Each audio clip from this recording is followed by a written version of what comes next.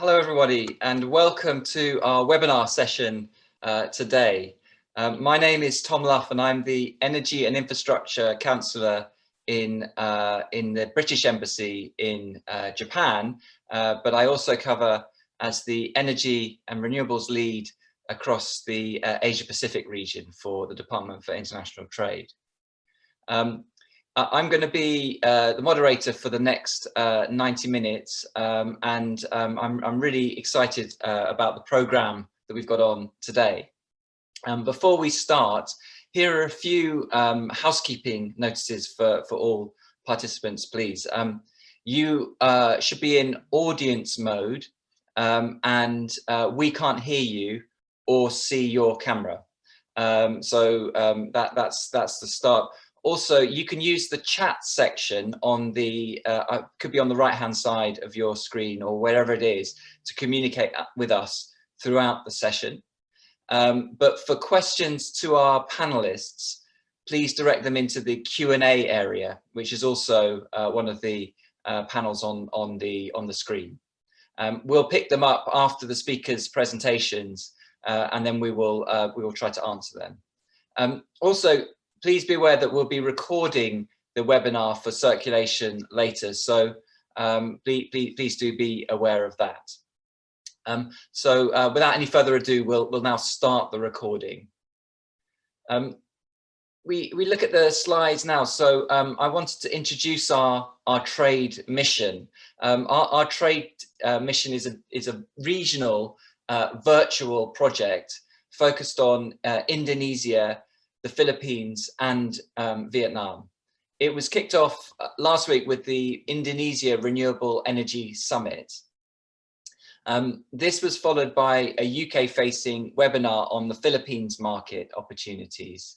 And Vietnam is the last destination, but certainly not the least, and features a 3-day programme, including a UK-Vietnam webinar and 2 days for organised one-to-one meetings for each UK mission member and the Vietnamese counterparts. There are really good reasons why these 3 markets were chosen to be featured in this mission within the ASEAN region. We can calculate that there are $79 million of renewable energy business opportunities that we've identified. And of that, about 28 in Vietnam. For the UK, clean growth, and with renewable energy development at its heart, clean growth is a really top priority. The UK has set a target to reduce net emissions to zero by 2050, and since 1990. We've seen our economy grow by 2/3 while reducing our carbon emissions by over 42%, which has been the strongest performance of any G7 country. So coming back to this virtual trade mission, we're really delighted to introduce Vietnam's counterparts to the Vietnam's counterparts, the UK Technology Insights, and the experience from 9 UK companies specialised in the renewable energy sector. I'll just list out the companies that we have as part of this mission now. So there's Agreco, and you'll have the chance to hear from Anthony from Agreco shortly. We have Aquaterra, Arup, Clark Energy, Halliday's Hydropower, Kindwell Energy, Reed Smith, SMAP Energy, and Trust Renewables. So a really great array of UK experience and expertise. In terms of the programme for this session, we'll have shortly some opening remarks from the Deputy Consul General in Ho Chi Minh City. we have some insights on UK experience in renewable energy and in particular products and services by Anthony Smith from Agreco. We've got insights into UK companies' experiences in Vietnam by Denzel Eads from Pioneer International Consulting. And then we've got understanding and details of financial support from the UK Export Finance from Alicia Blackburn. So throughout the session today, we will have some audience polls just to understand a bit about your interests. And these will be interactive, so you'll see the results straight away. So hopefully it'll be a bit of fun as well. So without any further ado, I'd like to hand over to Sam Wood, who is the British Deputy Consul General and Head of Department for International Trade in Ho Chi Minh City, for our opening remarks. Over to you, Sam. Thank you. Great, thank you very much, Tom. Can I just check that everyone can hear me? Maybe, Tom, just a thumbs up. Great, lots of nodding, excellent. Well, thank you, Tom, for that introduction, and good morning or good afternoon, wherever you're based. Really thrilled to see such good participation today. Not at all surprised, given the caliber of speakers that we've got involved, but really pleased to be kicking off the leg of the Vietnam leg of the virtual trade mission. Just a little bit of context about me. I'm Sam Wood. I'm the Deputy Consul General based in Ho Chi Minh City. I also head up our trade team here. We work across a number of sectors in Vietnam, but I would say renewable energy is really at the top of the pile at the moment, probably our kind of core priority as a network. And really the focus of my team here is around making sure that we're doing everything we can to be supporting UK firms to access the opportunities here. So really pleased to finally have the opportunity to launch the Vietnam virtual trade mission here. Really wish, of course, we could welcome you in person to Vietnam, but whilst that's not possible, I've got no doubt that the next few days will be really helpful in terms of getting to know a little bit more about the commercial opportunities here, and I hope also helping to broker some productive introductions for you all as well. I feel very fortunate to be based in this part of the world, and particularly in Vietnam. Southeast Asia as a region is, of course, experiencing pretty astronomical growth and is set to achieve so even in the challenging context of 2020. And that's really reflected, I think, in the interest we're seeing in Vietnam, particularly in the renewables sector, and in Vietnam as an investment opportunity more broadly. I think there are lots of different draws here. It's typically very sunny, unfortunately not today, and it's pretty windy as well. But I think what we're particularly encouraged by, especially at the moment here in Vietnam, is the ambition that we're seeing from the government. We're seeing some fairly encouraging targets set for the development of the renewable sector here. And we're also encouraged that we're able to engage very constructively with the government here on the policy debates needed to both stimulate the sector and attract and entice investors into the market here. Vietnam's current power development plan is fairly ambitious. It sets to boost the overall share of renewables in the total energy mix to 21% by 2030, which is about a 15% increase on where we are currently. So not an insignificant ambition, and obviously sets us up for quite an exciting decade here, particularly for renewable developers. And I think this really is an area where the UK has a strong voice and a strong offer, both in terms of our offer here as government, but even more so perhaps through our commercial engagement here. Helping Vietnam through its energy transition is a priority for the UK in Vietnam. And there are a number of reasons, I think, that justify that being at the top of our priorities. The sector presents a very logical solution to Vietnam's surging energy demand, and that's only set to continue increasing over the coming years. It presents a real opportunity to attract serious international investment into the country. And of course, there's the kind of added bonus of more domestic jobs as well. Tom's already mentioned the wider context around the UK's priorities, and really with COP26 just around the corner in 2021, we're really keen to be doing everything we can here to help propel Vietnam on that transition to greater use of renewables and to support its journey towards reducing carbon emissions.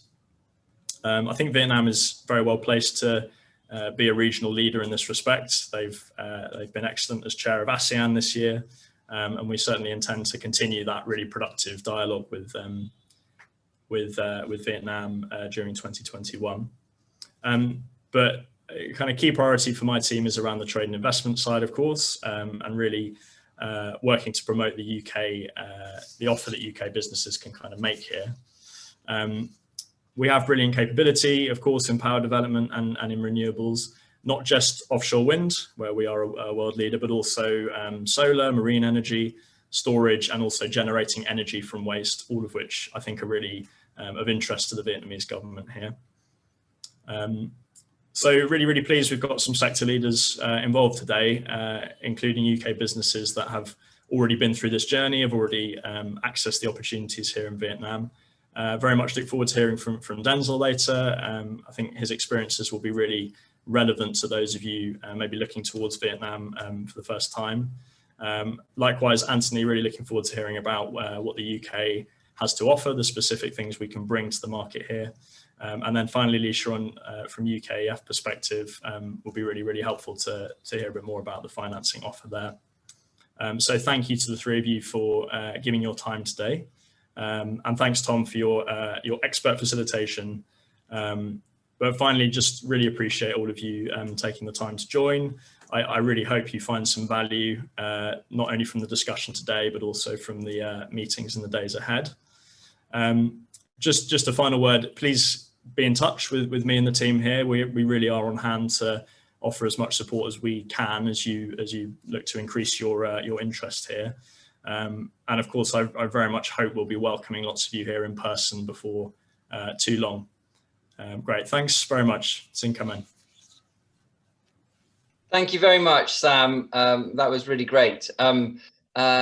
We now, before we go to our next speaker, we're going to have our first of our audience polls that we'd like you to take part in.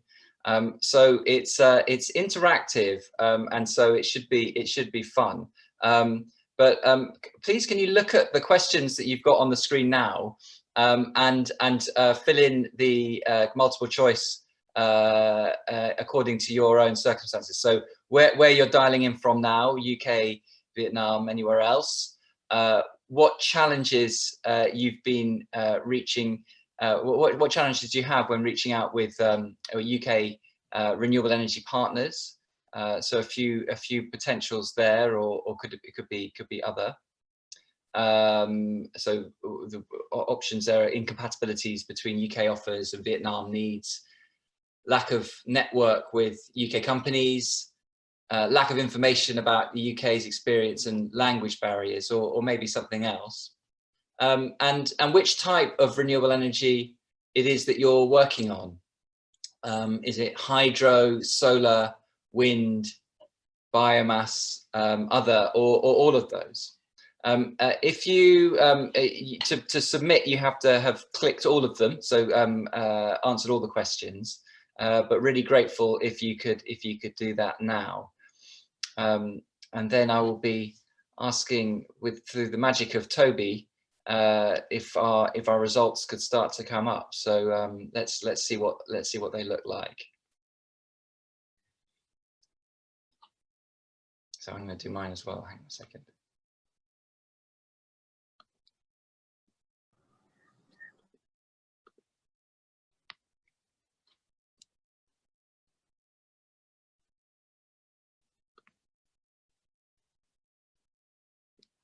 Now, Toby, are we going to start to see some results, or do we need to take some time? Oh, brilliant. Okay, now, so this is our interactive live poll.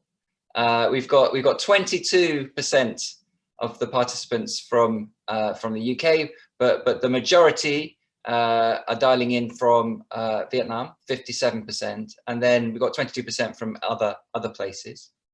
What challenges have people faced when reaching out with UK energy partners? Well, the largest is about lack of networks with UK companies, 43% there, which hopefully this kind of opportunity that we're putting on at the moment will help overcome some of those challenges.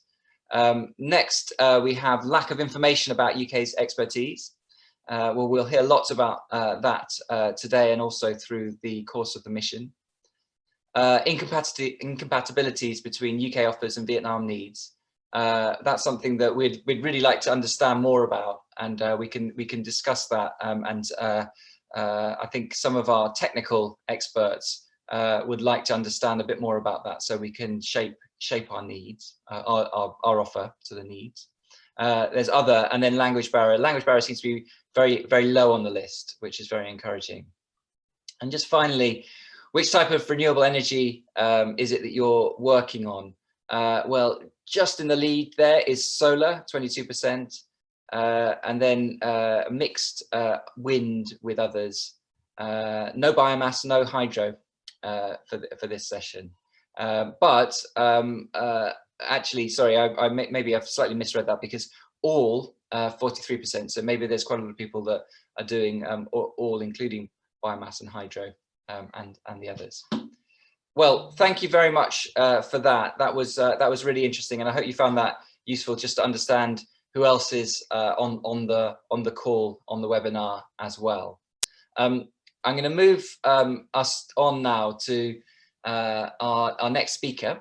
So Anthony Smith is General Manager of the Power Projects business for Agreco Asia, and he has more than 20 years of experience in the international rental service industry.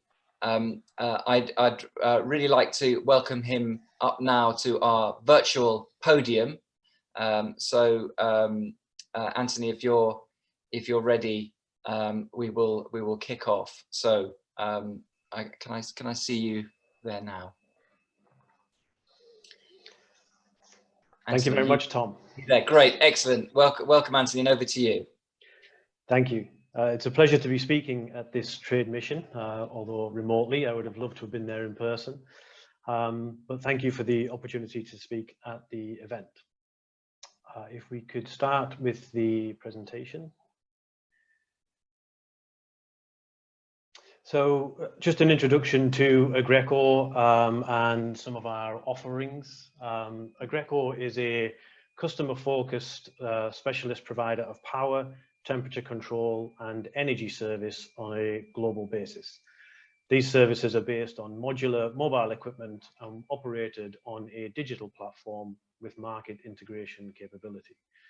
We offer solutions to our clients to solve their power and energy problems through thermal, renewable and hybrid energy solutions and systems. Next slide, please. Agreco is a London Stock Exchange listed company. We have a fleet of over 9,000 megawatts in our asset base. We had revenues of £1.6 billion. We operate from 190 locations in 79 countries, and we have over 6,000 permanent employees across the globe. Next.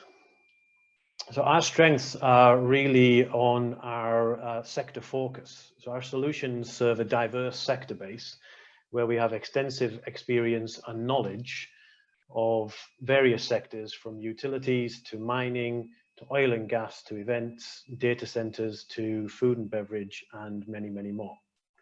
This means we're now able to bring optimal, cost-effective, reliable options to our customers, however unique their energy solutions may be, however urgent or however extreme their requirements are. We've developed our offerings to suit the needs of different sectors, and we have the largest best-in-class fleet in the world. Next. So really, there is an energy transition taking place globally at the moment, and Agreco, being an operator of over 9,000 gigawatts, or 9 gigawatts, sorry, worth of equipment, the majority of our solutions are at present based on thermal. So we are no different to many stakeholders, many governments that are focused on the energy transition. This energy transition is underway through irreversible decarbonation trends, proliferation of new clean technologies, increasingly decentralized and digitalized systems. But overall, at its heart is the need to reduce energy-related CO2 emissions to limit climate change. Decarbonization of the energy sector requires urgent action on a global scale, and while global energy transition is underway, further action is needed to reduce carbon emissions and mitigate the effects of climate change. Renewable energy and any energy efficient measures can potentially achieve 90%, but actions are needed by every organization, every government to achieve this. As I mentioned earlier, Agreco has a large asset base predominantly on thermal solutions, and we are in the process of completing our own energy transition. And for this, we have three key beliefs on the energy transition, and they are that the energy transition will continue at an accelerated pace, and the biggest driver of this transition is the need to decarbonize. We have seen over the past, only recently in a few years, that the transition has gained pace, and we think it will continue. Second is the demand for energy and for flexible energy services. This will endure and grow. Many businesses are becoming smarter, they're becoming digitalized, and they need flexible and efficient power solutions and energy solutions. And thirdly, governments and businesses that require modular, flexible energy will be impacted by the energy transition, but around the world, this will happen at a different pace and different scale. Next.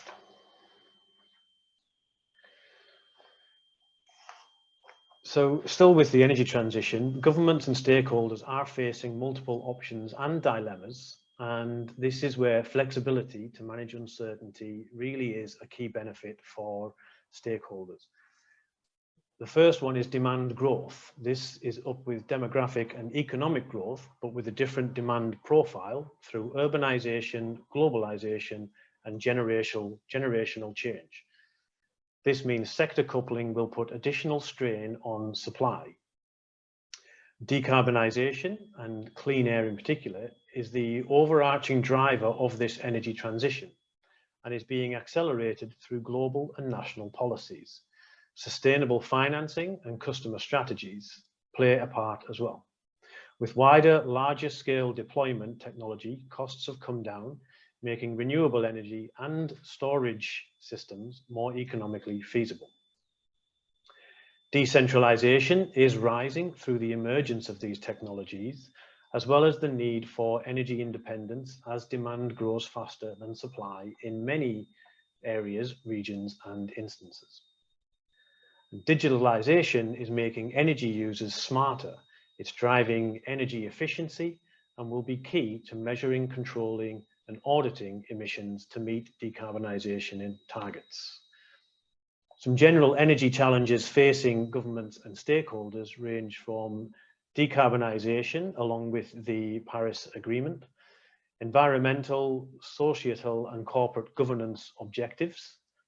Increasing capacity of renewables may cause strain on grid stability, electrification of off-grid communities and industrial zones, and underdeveloped power infrastructure, all meaning that a flexible and efficient renewable energy, cleaner energy solutions are required.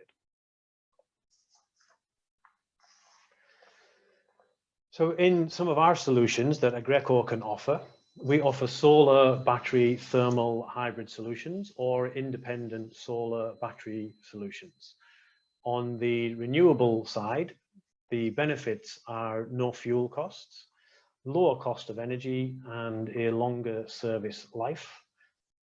In battery storage, it's the increasing share of renewables, It offers flexibility and grid stability support and system level optimization. And along with the renewables, gas thermal generation is also high on the agenda, obviously being a clean energy. And this offers reliable power 24/7, fast response through our reciprocating engines, the low cost of capacity, and flexibility to operate on a variety of gases such as LNG, CNG, biogas, and APG. These options are all available on a fast-tracked hybrid power as a service basis through Agreco on mobile and modular with zero capital investment. Next. So some of the hurdles for our solar offering that we've come across with our customers is they are facing high capital costs, 20-year commitments required, multiple electricity vendors they may need to contract with, and potentially unreliable power. Agreco's offering can substantiate these and mitigate these through power purchase agreements, where customers buy energy delivered with no upfront costs, contract length starting from 5 years, but on flexible terms. It's a turnkey solution from Agreco, and we have hybrid approach, combines cost-effective, carbon-free solar with reliability of thermal and battery storage. This is just a slide on some of our contracts around the world on our hybrid and battery installations. So we can move quickly on from there.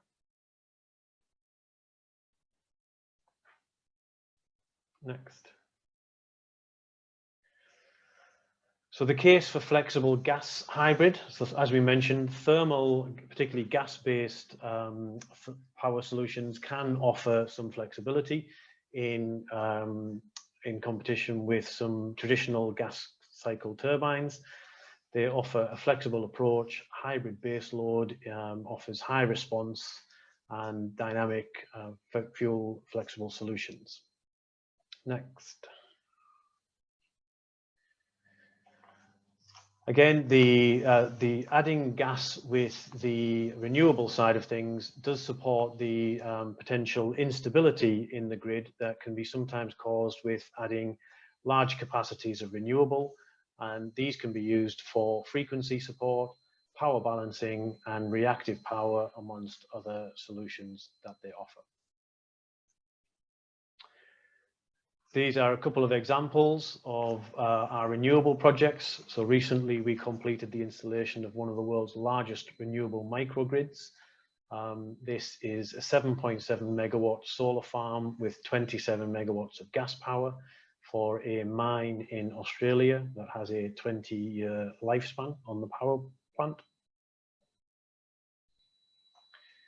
We have the next, please. So a recent largest off-grid mining hybrid power system, 40 megawatts of thermal power combined with 20 megawatts of solar power and 30 megawatts of battery energy storage, all optimized to provide a 40% reduction on cost of energy and a 20% reduction on carbon emissions for the mine operator.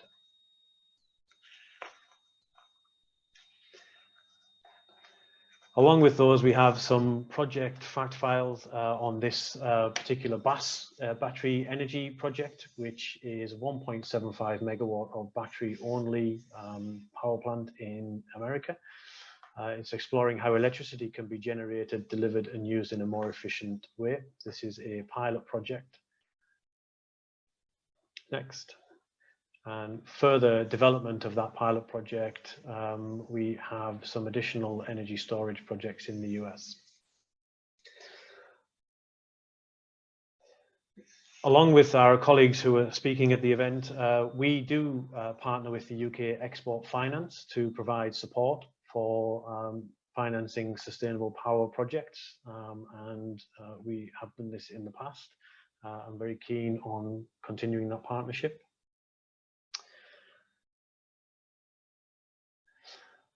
And I think this may be my last slide, but going back to my previous comment about being an operator of a very large thermal base, we have provided some commitments on our own energy transition, and this aligns with the Paris Agreement.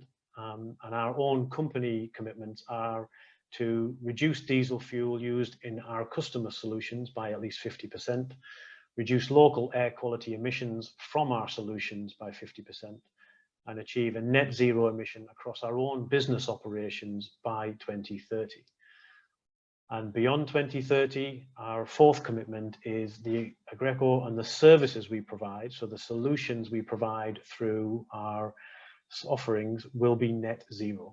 We are committed to delivering these targets while leading in helping our customers to achieve their energy requirements and emission targets through reliable and flexible energy solutions. Thank you very much.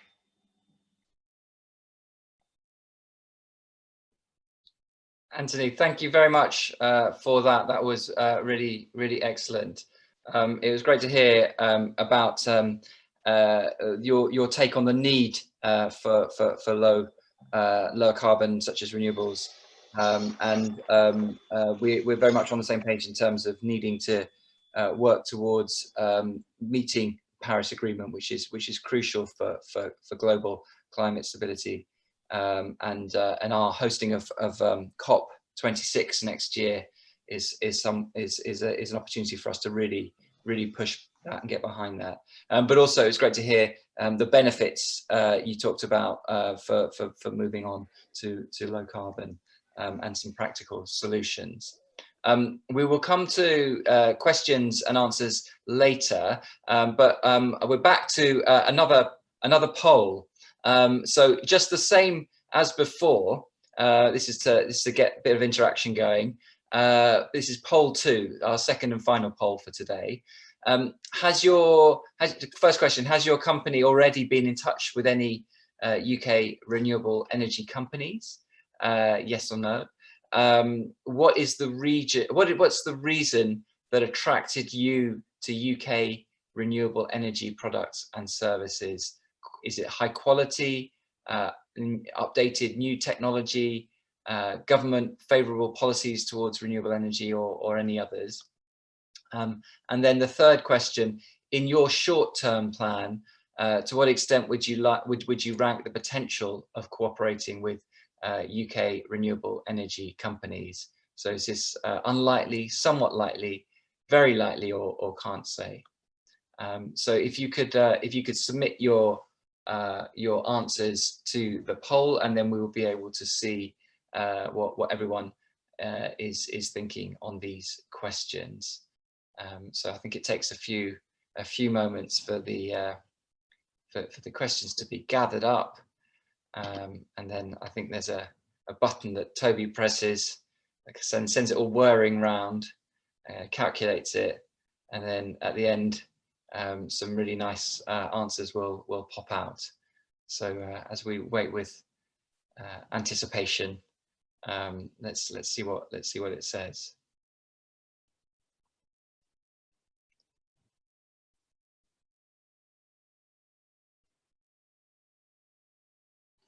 This is the bit where I get most nervous. Is it gonna appear?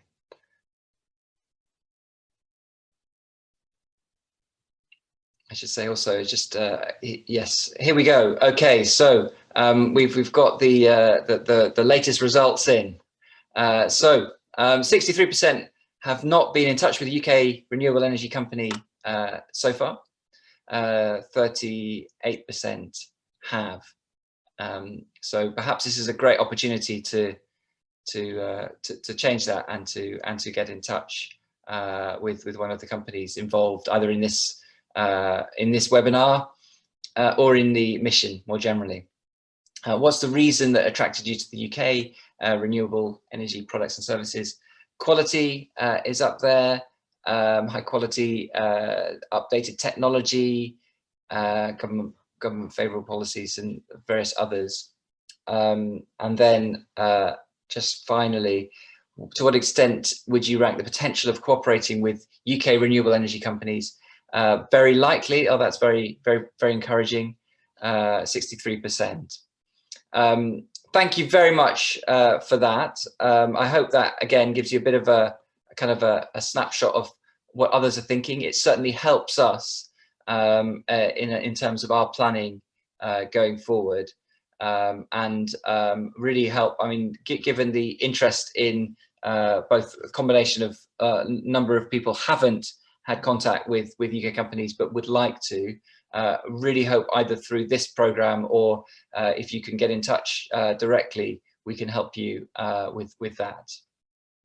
I'm going to move on now to our next speaker, and Denzel Eads is the co-founder and managing director of Pioneer International Consulting, and he's got over 17 years experience in the finance and law in both Europe and Asia, and he manages the firm's offices in Hanoi and Singapore. As you'll see from the background, PIC advises on investment into the development of clean energy in Vietnam, with a particular focus on wind onshore and offshore, and expertise in project planning and development. So if I could ask Denzel to step up now, and then I will hand over to him. So Denzel, are you ready to go? I am. Thanks for the introduction. Thank you. Over to you.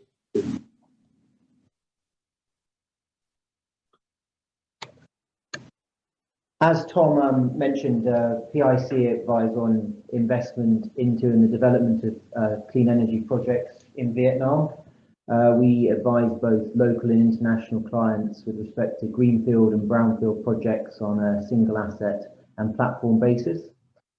We work through the whole project development timetable and process. At the pre-development stage, we advise on project structuring, developing country, stakeholder and project strategy, identifying strategic partners and opportunities across the country, and closely working with development teams in mapping and managing the permitting process. One of the key challenges in Vietnam is the permitting process in terms of both the way in which the regulatory framework is structured, but also the fragmented engagement with stakeholders, both on a provincial and a national level. So the planning and management of that permitting and approval process is very critical with respect to ensuring the smooth development of the project and mitigating delay. We also lead engagement with government counterparts, both again on a provincial and national level, to assist with the overall development process. On the investment side, we provide comprehensive transaction advisory services, undertaking due diligence, transaction negotiation, advising on financing, and undertaking project evaluation. Today's presentation is going to provide an overview of the policy framework as it pertains to renewable energy in Vietnam. We'll look at the targets that the government has introduced, the impact that policy has had in terms of supporting the level of installed and operating capacity to date, and really what the future holds for development going forward. Within that context, we'll look at the project development process, identifying 5 key stages for project development, and then touch on some of the core challenges as they exist in Vietnam, namely grid capacity, permitting, and the project development process as it relates to all licenses and approvals, the feed-in tariff and the deadlines that are coming up for both solar and wind, and the uncertainty with respect to the regime that will follow feed-in tariffs following their expiry, and then challenges with respect to the availability of project financing, both in terms of the capacity of local banks, but also within the context of the bankability issues that exist within the framework for the development of solar and wind. And then we'll comment on some of the financing solutions which seek to overcome those issues. Looking in the first instance at wind policy, renewable energy policy in Vietnam really to date has had three main tenets. The first is the Feed-in Tariff. The second is the relevant National Power Development Plan. And the third is the implementing regulatory and legal framework that enables projects to be developed. And this slide, and there'll be a further slide for the solar sector, seeks to really provide an overview of each of those three parts of the renewable energy framework. With respect to wind, the first feed-in tariff was actually introduced in 2011 under the decision 37, but it was set at a level that wasn't deemed to be sufficient to support development, and only 3 projects between 2011 and late 2018 were developed, totaling 153 megawatts. So there was a revision of policy in the form of decision 39 and circular 2 that increased the level of the feed-in tariff, and that took effect in 2019. And this was in the context of Power Development Plan number 7. That runs from the period from 2011 to 2020, and PDP 7, at the point at which it was revised in 2016, saw a target of 2 gigawatts of wind by 2025 and 6 gigawatts by 2030. As a consequence of the increase in the feed-in tariff, there has been significantly more activity in the sector. And before March of this year, 4.8 gigawatts of projects were approved under PDP 7. And then as of July, following recommendations from the Ministry of Industry and Trade for the inclusion of an additional 7 gigawatts of projects, those 7 gigawatts of projects were included in PDP 7 revised. And it's expected that there'll be a third tranche of wind projects added to PDP 7 revised, potentially up to an additional 6 gigawatts. So within the context of where PDP 7 was hoping or expecting wind capacity to be by 2025, you can see that the feed-in tariff has actually led to materially more development.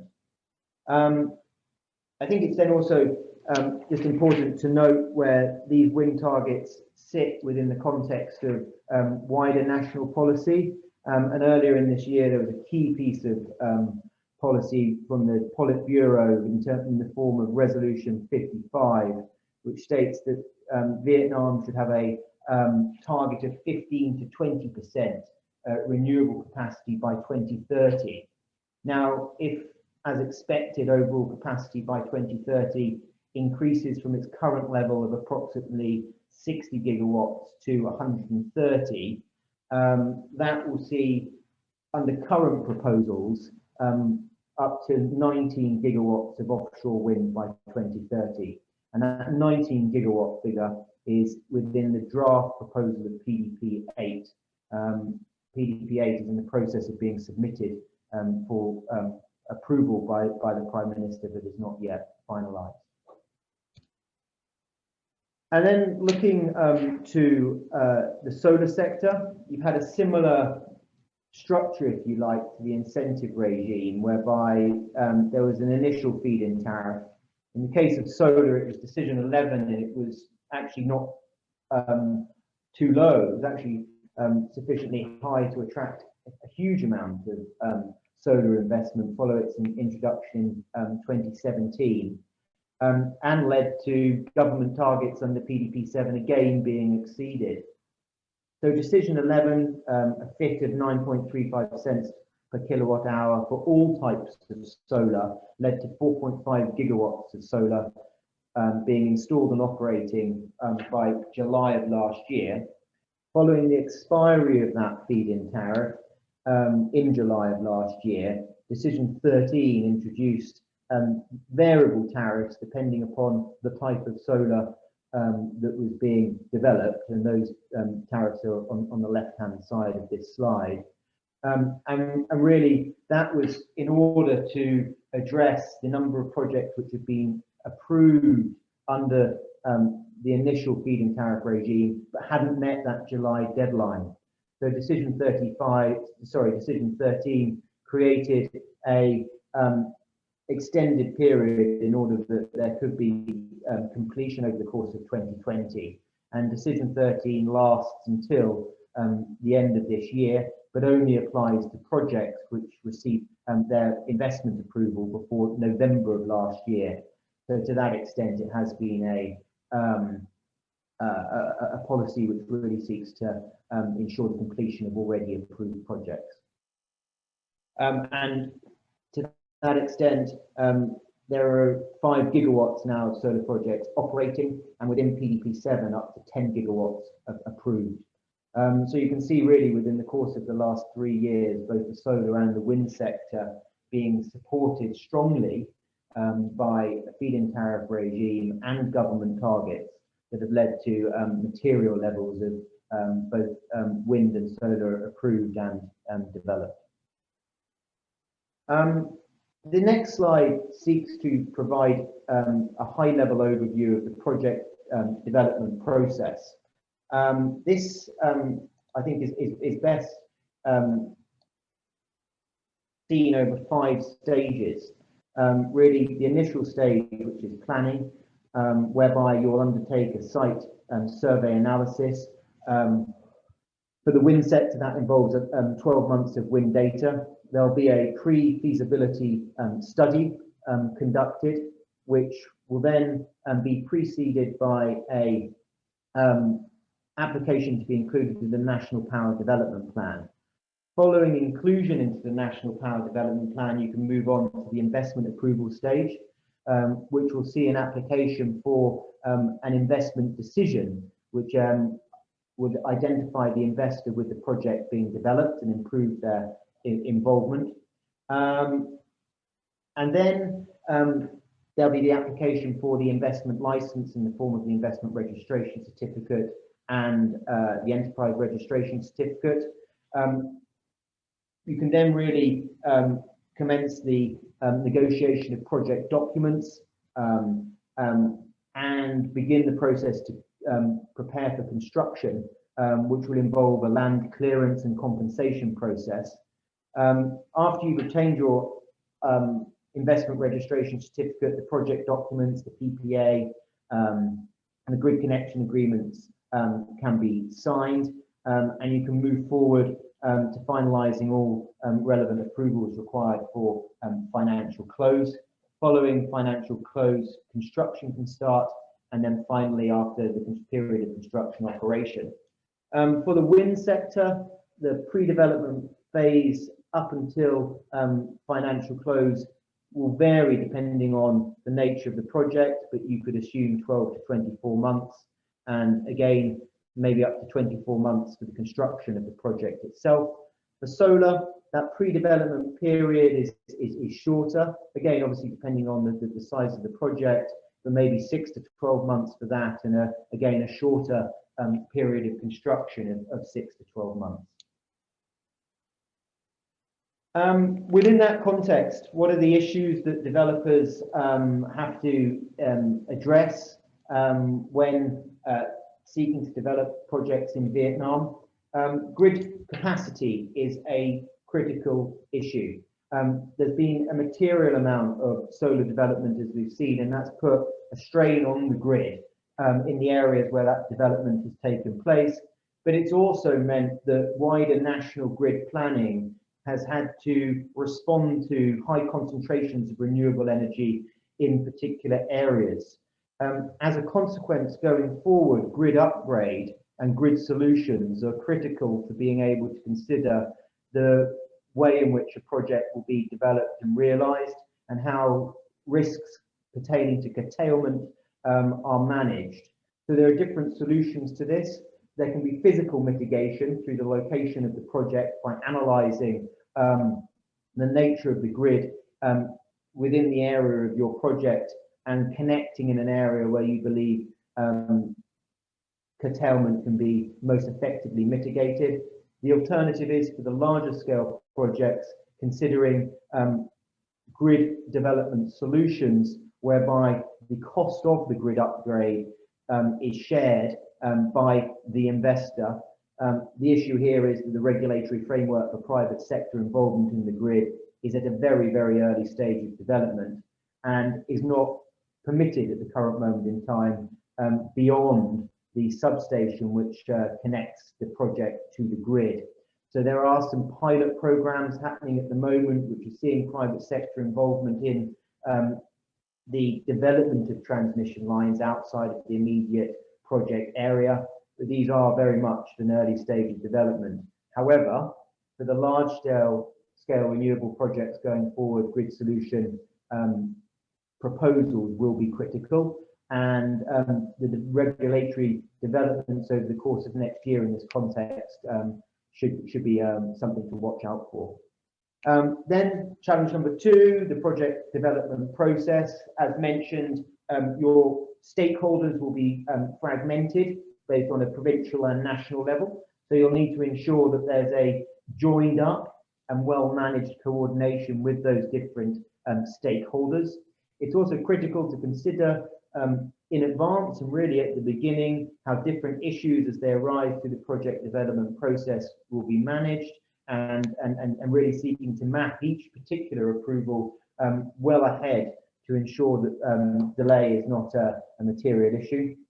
So clear permitting mapping, a good engagement stakeholder strategy, and a well-managed execution of that permitting and the licensing process is key. Issue number 3, the feed-in tariff and the uncertainty relating to the expiry of those feed-in tariffs. The feed-in tariff for solar, as mentioned, ends this year. So the pricing regime after December for solar has not yet been determined. There is a proposal that will see the introduction of an auction regime. However, despite both World Bank detailed proposals and MOIT, Ministry of Industry and Trade proposals, which reflect in broad terms those World Bank proposals having been circulated, the auction regime is yet to be finalised. So quite a lot of uncertainty around whether that fit for solar will be extended, or if there is going to be an auction regime, how will it be structured and deployed. With respect to wind, both for onshore and offshore, the feed-in tariff ends in November 2021. There are currently proposals for those feed-in tariffs to be extended for a 2-year period at reduced rates. MOIT circulated those last month, but again, we're not sure whether those extensions will be approved or at what level. So, the cliff edge of the feed-in tariff for wind is causing issues for investment into and development of both onshore and offshore projects at the moment. So the policy in this space, we'll have to see how that is developed over the coming months. But given that there's a change in the current political leadership in Vietnam at the moment, the prospect for delay on these decisions certainly is a real one. And then looking at the 4th issue, the availability of project financing. And Alicia, who I think is going to present after this, will discuss, I'm sure, the Export Credit Agency solutions within the context of some of these issues. And a couple of the next slides will show how ECAs interact to provide support within the context of some of Vietnam's challenges. But local banks in Vietnam are estimated by the World Bank to have lending capacity of approximately 4 gigawatts in the renewable energy space. So there's a limited financing pool of funds, but there's also limited capacity in terms of expertise in Vietnam on a project financing basis. So on both levels, that leads to developers needing to look to regional and international banks. However, regional international banks don't see the current framework as bankable. There are some major issues with the PPA, namely curtailment, termination, dispute resolution, and governing law provisions that create uncertainty with respect to revenue and uncertainty with respect to compensation in the event of an interruption of the revenue or indeed a termination of the project. So within that context, there's really no project financing in this space, and you have a variety of credit risk mitigants which really seek to address those project issues. Those credit risk mitigants, I think, can be classified as in sort of a few different ways. Export credit agencies will come in to support international or regional banks through lowering the cost of financing and providing guarantees with respect to the supply of goods and services.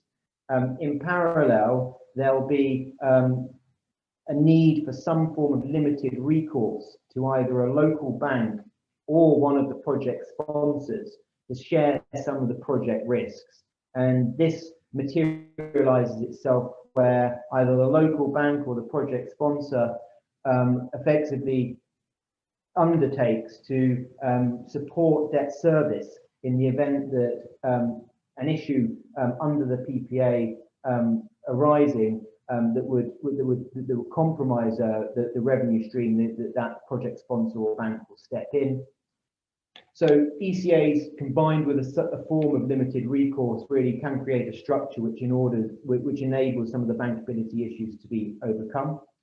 A second very common structure is whereby the EPC contractors provide high levels of financing up until COD, enabling effectively for the EPC to take construction risk, and following COD for the developer to refinance the project. Chinese EPC contractors are very active in Vietnam, providing high levels of liquidity in both the solar and the wind space to enable the development of those projects where lenders wouldn't otherwise assume project risk.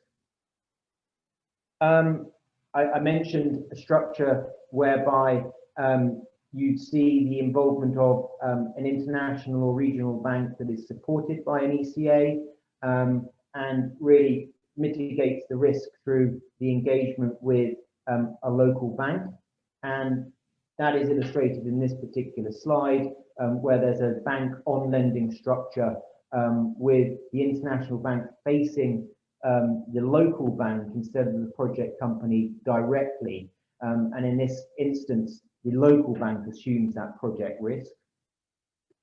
In the second structure I mentioned, the international bank will lend directly to the project company, but there'll be some form of limited recourse to a project sponsor. As mentioned, the project sponsor guaranteeing debt service in the event of the occurrence of one of the issues of concern under the PPA. And just to cover some of those issues again, these are sort of the main issues under the PPA. Termination is perhaps the number one issue. There's no pre-agreed termination formula under the power purchase agreement. Compensation in the event of termination is damages. That's problematic, both because there's no uncertainty as to what that level of compensation will be in the absence of a formula, but also the dispute resolution process within which damages would be determined is most likely in Vietnam and ultimately with recourse to the Vietnamese courts.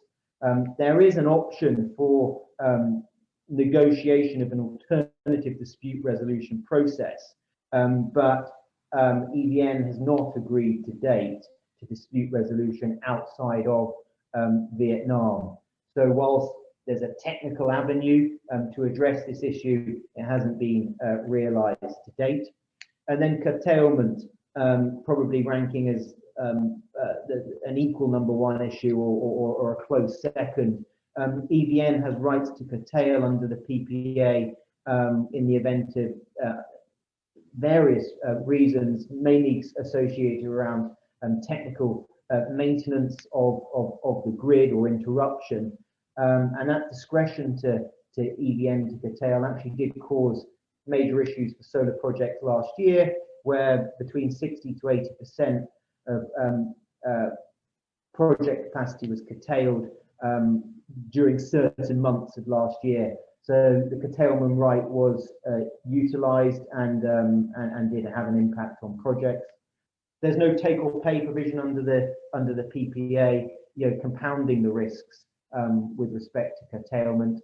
And then, as I mentioned, governing law, dispute resolution issues arising as well. There's also no protection for change in law and change in tax. So if there is a retrospective change in legislation, for example, a change in legislation that revises the FIT over the term that has been agreed, then that exposes developers to risk as well.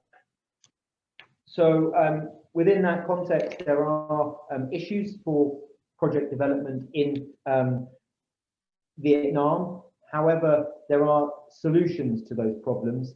And really, I think in terms of developing and investing into Vietnam, it's a question of understanding what the risks are, but then assuming appropriate structures and strategies to mitigate those risks going forward.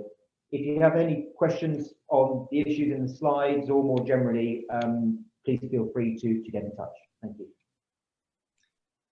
Denzel, thank you very much. That was really, really clear. It's a complex area, but you set it out very clearly. Some interesting challenges. Some I think different, some similar to the UK, some different. But clearly, there's a role for UK expertise in supporting and working in partnership to solve these. So thank you very much. We will come back to Q&A after our final speaker. So a reminder, if you would like to put a question to any of the speakers, general or specific, please use the Q&A function. More generally, please do get in touch with us. We'll kind of keep reminding you of how, but the easiest way is to email at dit.vietnam.fcdo.gov.uk. But we will put that up on the screen later on. I want to move on now to our final presenter for today. Our final speaker is Alicia Blackburn, and Alicia is the ambassador for UK export finance in China, South Asia and Asia Pacific. She specializes in assisting and guiding exporters and their overseas buyers in discussions with financial institutions, etc. She also helps identify overseas opportunities for UK export finance to support UK exporters. So thank you very much for joining us today, and I'll hand over to you now, Alicia. Wonderful. Thanks, Tom, for the introduction, and thanks to Anthony and Denzel as well for their insightful presentations. I only have you for 5 minutes before we head to the Q&A. So just briefly, for those who aren't already familiar with UK Export Finance, we are the UK's export credit agency. So we were actually established after the First World War with a mandate to promote British exports. And we do this in two main ways, either through providing bank guarantees, or we also have a pot of money allocated to us by the Treasury to lend directly to overseas buyers, all with the condition that at least 20% of our financing is spent in the UK. Now, we've always been opportunity-led, but we're working really hard to diversify and widen our sector breadth. And in the lead up to COP26, we're doing more than ever to proactively seek out opportunities for companies UK-wide on low carbon projects. So just to pick out some figures from last year here, we provided almost £400 million in support for renewable energy projects, And in fact, we're just about to close our third offshore wind project in Taiwan.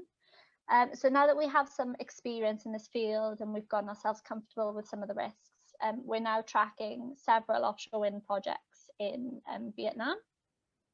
And as Denzel already referenced, sorry, if I can stick to the first slide for now, I see it's just skipped forward. Thank you. As Denzel already referenced, although there are some hurdles, to say the least, to overcome yet in terms of, grid capacity, regulatory environment, bankability of the PPA, we are taking a hands-on approach, and we're actively involved in tackling some of these issues alongside our colleagues in Post, who've done a great job in lobbying the government on lots of issues so far. But we're also working with our counterparts in other ECAs as well to form a coordinated approach, and we're really hoping that if we can find a workable solution here, Vietnam will be up, and we are remaining positive. The second point here, you can see that we ranked third in a study of ECA supporting sustainable finance deals. And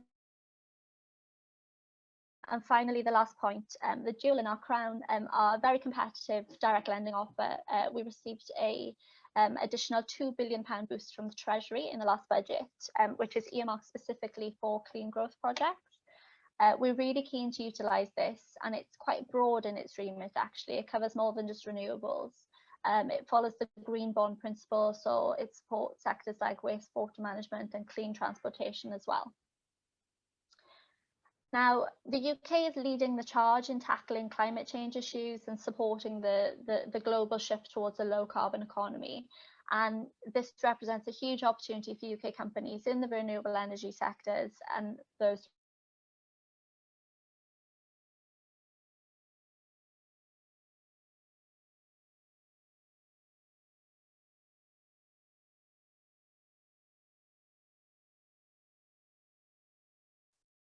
Now we seem to have a bit of a frozen screen from Alicia. I think I'll give it a couple of seconds just to see if its connection comes back. Hopefully it will do, but if you could bear with us a second, that would be great. It might be one of those transition as well. We all recognise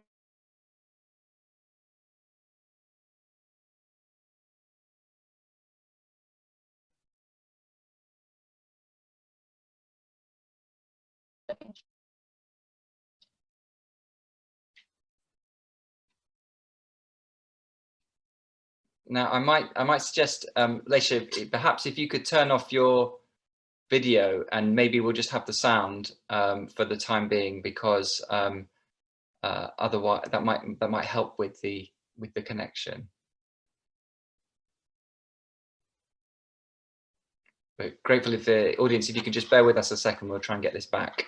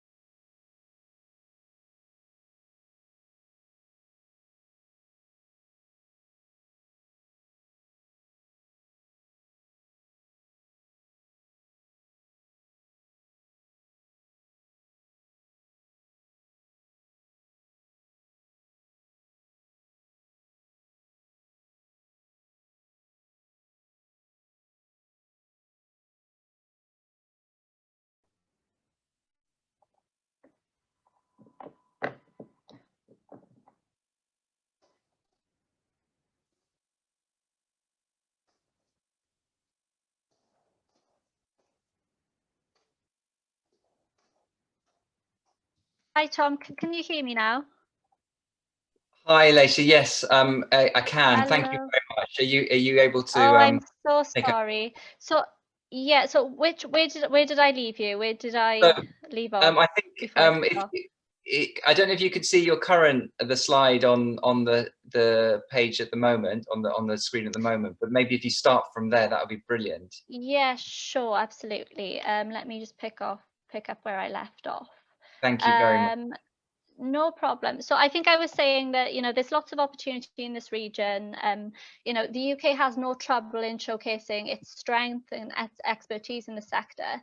And we already punch well above our weight, but UKEF can help British exporters, give them that edge when bidding for projects by unlocking competitive finance for their buyers. So just to pick out some of the benefits of our financing listed here. Number one, we can provide guarantees in over 60 local currencies to help manage exchange risks. So yeah, as you can see, Vietnamese dong is included in this. So we can work, we're happy to work with local banks as well. We can offer extended repayment tenors, so we can actually go up to 18 years for renewables. Another key feature of ours is that our guarantee is 100% unconditional. So the banks love this a lot, as many other ECAs can only offer, 90–95%. And as I mentioned earlier, so our minimum content requirement is actually only 20%, again, which is quite competitive with some other ECAs who, some others demand a higher percentage. But we can be quite flexible in our definition of UK content as well. So this covers goods, services and intangibles. We can also look beyond the developers and the big ticket items. We recognise the full contribution of the UK-wide supply chain. So we can dig into tier 2 and tier 3 suppliers, and we really are there to offer you help in identifying this content as well.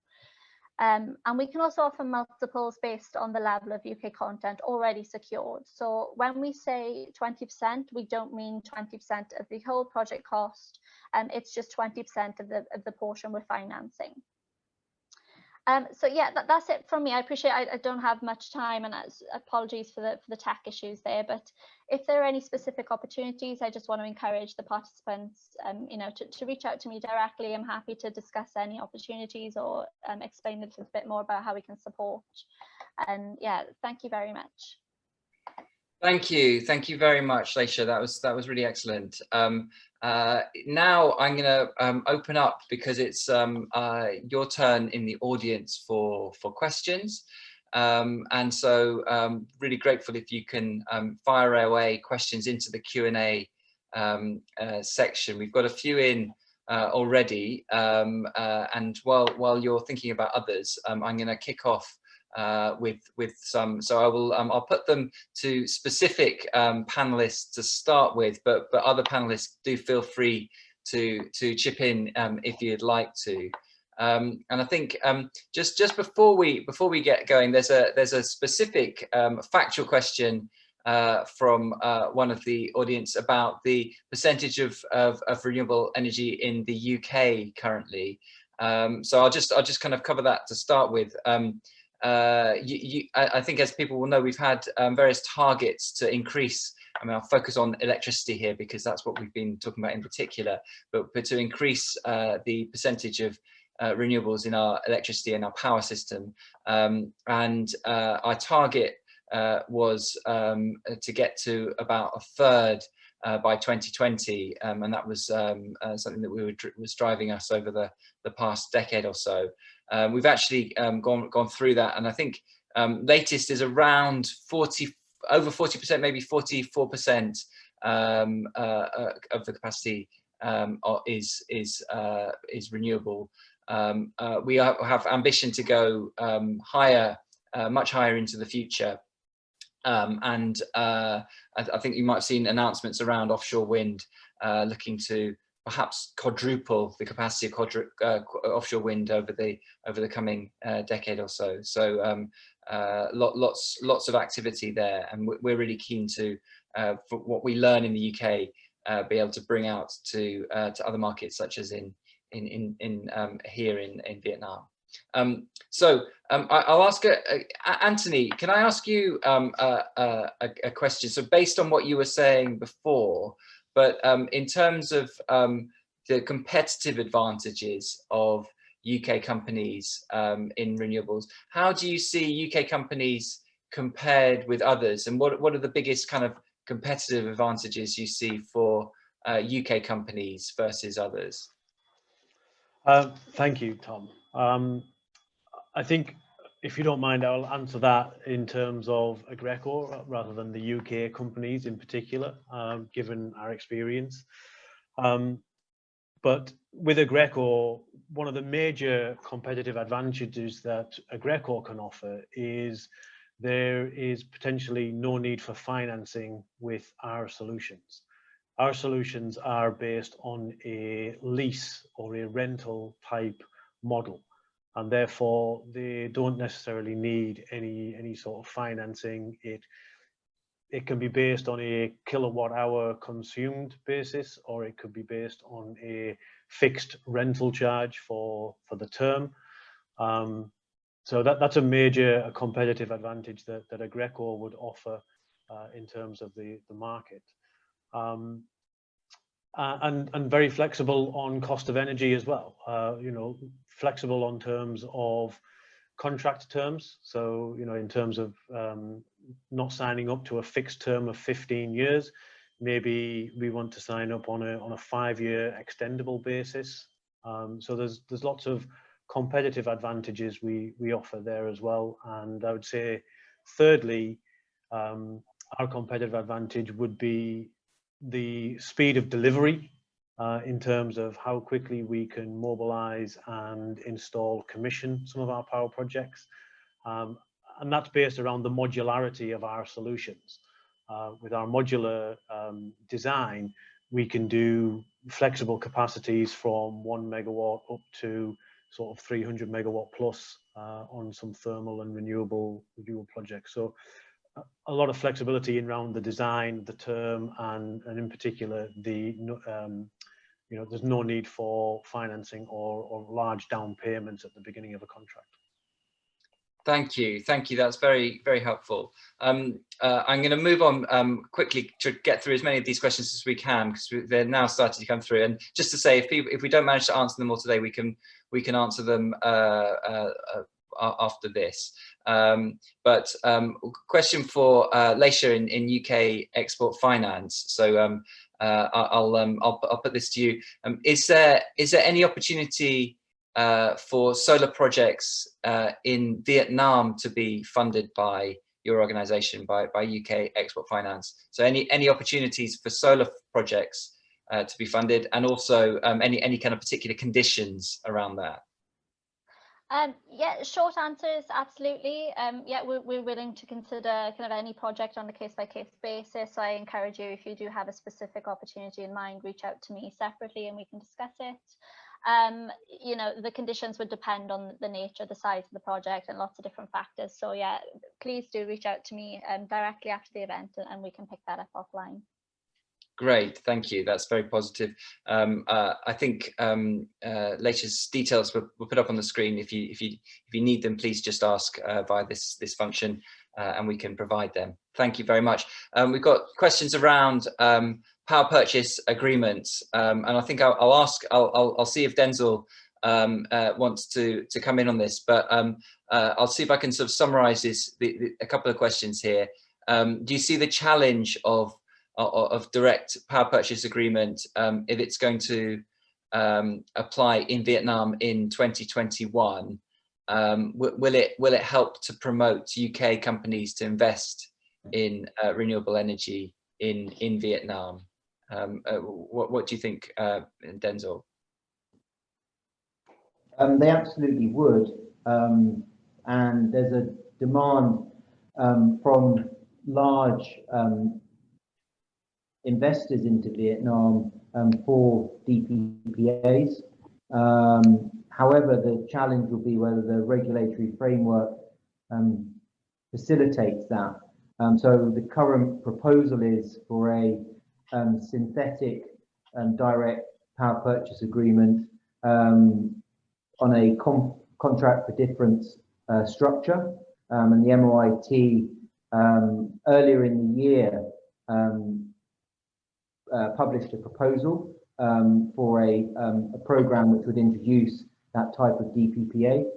But as with other policy initiatives in this area, it's pending approval. So there's both a demand for DPPAs, and they would facilitate more development, but the question is, will the regulation be implemented to facilitate that? So again, over the course of 2021, it will be something to watch. Thank you, thank you. And actually, sorry, while we have you, just a quick one on to put you on the spot. Given you've mentioned quite a lot of challenges associated, for example, grid capacity, PPA terms, etc. How do you see the sort of relative incentives for investing in Vietnam versus neighboring countries in Southeast Asia? Do you have any thoughts on that? I think there are the natural conditions of Vietnam. So the wind profile of Vietnam is incredibly favorable for development, particularly in the central southern region. So there's an advantage simply because of the location and the conditions in Vietnam relative to other countries. There is wide support, as mentioned in the presentation, from a policy perspective through to 2030 that supports the development of more renewable energy. Resolution 55 is a strong foundation which moves to 15 to 20% renewable capacity by 2030. So there's the political will for further development. Yes, there will be challenges potentially if the feed-in tariff for solar or wind is not extended, but within that context, there are proposals which create a mechanism whereby further renewables can be developed in the form of the auction regime, and those proposals have been publicised and well considered. There's also a very supportive tax regime for renewable energy. So there are import duty exemptions, there are corporate income tax exemptions for the first 4 years of development, and then reduced rates for an additional 15 years after that. So Vietnam's got the conditions, it's got a political environment that wants to support renewables, and the regulation is there. The challenge is potentially sometimes the delay in seeing one regulatory regime being replaced by another.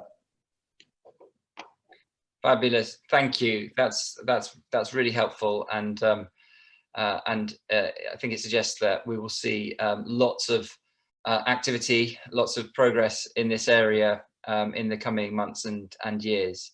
We're going to wrap up shortly. I just want to mention a couple of things in terms of what we're doing in the coming weeks and months. We've got in terms of our upcoming events, we've got on the 2nd to 3rd of December, we've organised one-to-one meetings for each of the UK mission members with Vietnam counterparts. In February 2021, so February next year, we'll be launching a webinar of Vietnam's renewable energy business opportunities in-depth research. So for interest in any of those things, please do contact my colleagues Toby and Jung. For also just to remind you that we have a kind of a global but also a regional reach our work in Department for International Trade, and if you have an interest in other parts of the region, please do let us know. We can support you there, or we can just talk and see if we can try and solve problems together. But we would really like to work with you. I'd like to really thank very much again all the really great panelists today. So Anthony, Alicia, and Denzel. I'd like to send great thanks to our organisers, in particular Toby in the British Chamber of Commerce, and also to Jung in the embassy over in Ho Chi Minh City. And just a final reminder: if you could complete the quick survey after the webinar, then that would be great. It will give us a sense of what we could learn from this and how we can support you. And please do feel free to contact the DIT Vietnam email address for any business inquiries. And that's either specifically for Vietnam or beyond. And that's up on the screen now. So I'm going to finish there and just say thanks very much for attending, and hope we can keep in touch and work together in the future. Thank you very much.